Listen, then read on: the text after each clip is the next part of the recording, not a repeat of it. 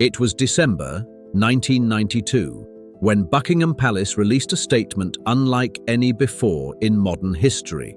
It is announced from Buckingham Palace that with regret, the Prince and Princess of Wales have decided to separate.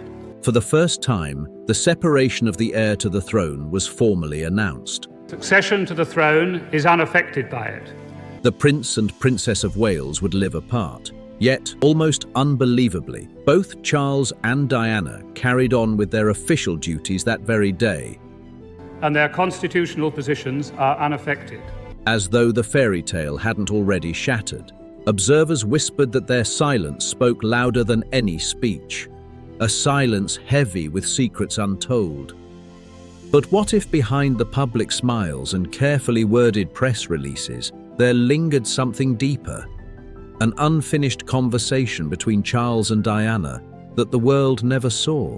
What if, long after the official separation, Diana left behind not just memories, but words, fragments of truth that continue to haunt the monarchy to this day? And what if those words were never meant for the public, but for someone still waiting to reveal them? In the years since her tragic passing in Paris, Princess Diana's voice has returned in unexpected ways, through recordings, interviews, and most poignantly, through her handwritten letters. Some of these letters were addressed to friends, others to staff who had become confidants. But occasionally, something even more intimate emerges. Notes to her children, reflections for herself, or messages left unsent. Now, imagine this. A small, faded package surfacing decades later, its handwriting unmistakable, a box that bore the Spencer crest. Inside, a letter written just before her final journey. Of course, we may never know if such a box truly exists, but Diana's history with personal letters makes such a possibility not only believable, but hauntingly evocative. She was, above all, a communicator, someone who found clarity and courage through ink and paper. And if such a letter were ever found, its contents could shake not just hearts, but foundations. Unlike official speeches drafted by courtiers, Diana's letters carried no filter. They revealed vulnerability, humor, even mischief. A mother apologizing for a late school pickup, a princess teasing her staff, or a young bride expressing both excitement and terror before the wedding of the century. And sometimes they revealed pain, notes to friends about the loneliness of royal life, reflections on her fears of betrayal, and letters that spoke of her boys, William and Harry, with an intensity that eclipsed everything else. For Diana, writing was a release. It allowed her to preserve what the cameras and headlines could never capture: her truth. Every line seemed to hint at a woman torn between duty and desire, caught in a story she could neither escape nor entirely embrace. So, if she did leave behind a letter meant to be found long after her death, what might it have said? Perhaps it would have contained a secret she had carried alone, one capable of reshaping everything we thought we knew about her life. The public knows the story of Charles and Diana as one of fracture, a marriage shadowed by infidelity, miscommunication, and unbearable pressure. Yet, as is often the case, reality was far more complicated.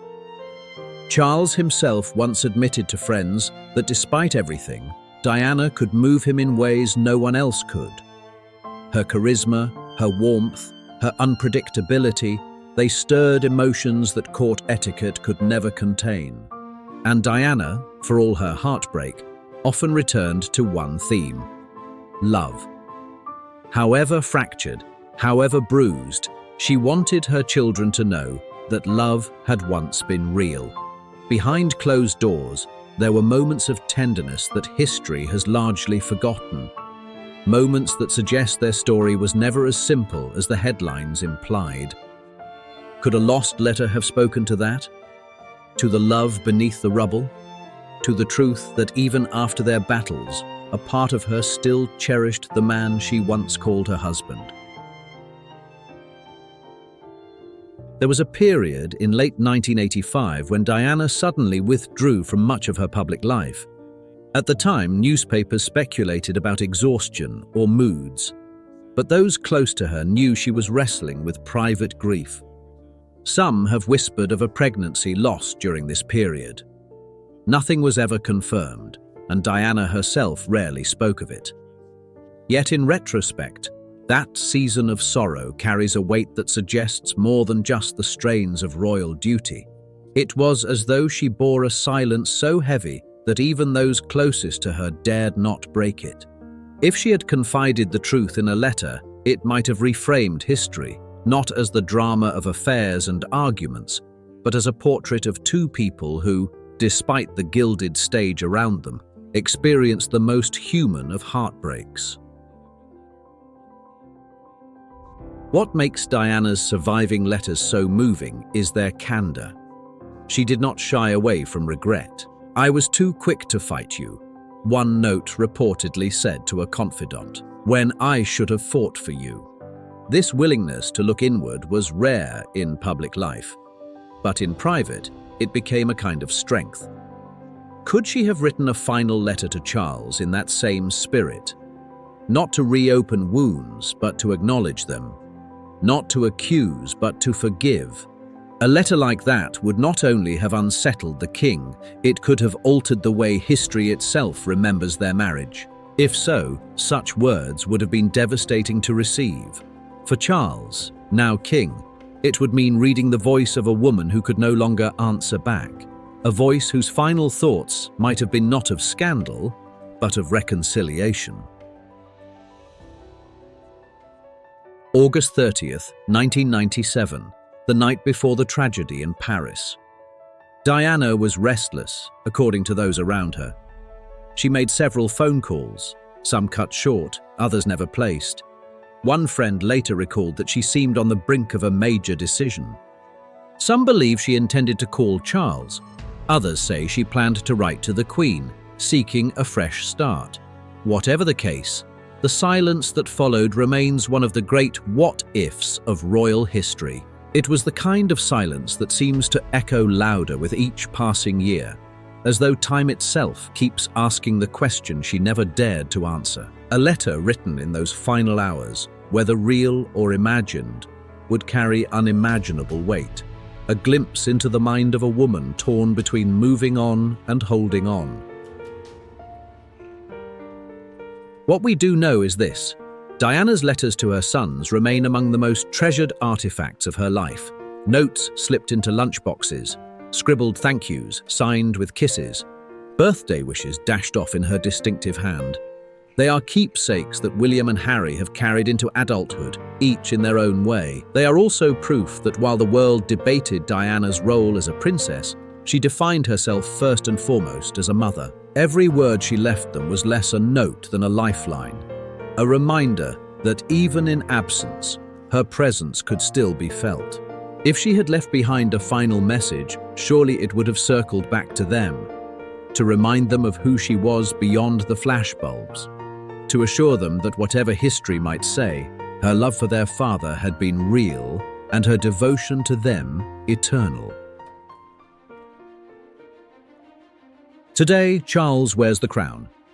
Yet one imagines that in quiet moments, surrounded by memories of his mother and father, of his own tumultuous youth, and of Diana herself, he reflects on what might have been. Letters, whether lost, imagined, or preserved, hold a peculiar power.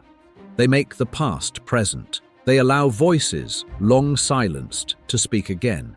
And sometimes they press upon the living a responsibility they never expected, to carry the weight of words that history was never meant to hear. And in the case of Diana, they remind us that behind the myth was a woman who loved, who erred, who forgave, and who hoped. Was there truly a final letter from Diana to Charles? We may never know. Perhaps it is tucked away in a private archive. Perhaps it was never written at all. But in many ways, the question is less about its existence than about what it represents.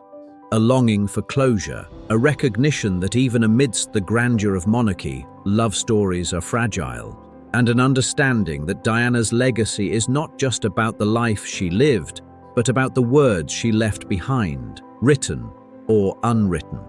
It is the kind of mystery that lingers not because it must be solved, but because it forces us to feel, because sometimes the most powerful truths are the ones history almost forgets.